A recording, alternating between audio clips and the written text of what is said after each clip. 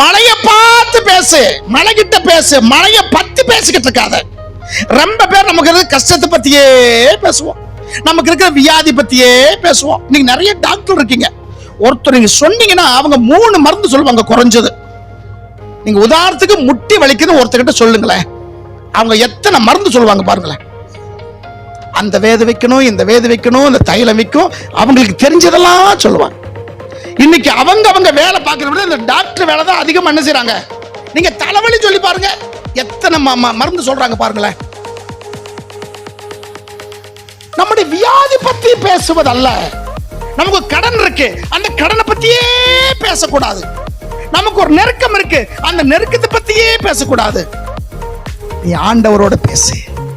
நீ அங்க பேசுனா இது சரியாகிவிடும். அல்லேலூயா. அந்த மலையை கூட பேச சொன்னார் தவிர மலையை பத்தி பேசக்கூடாது.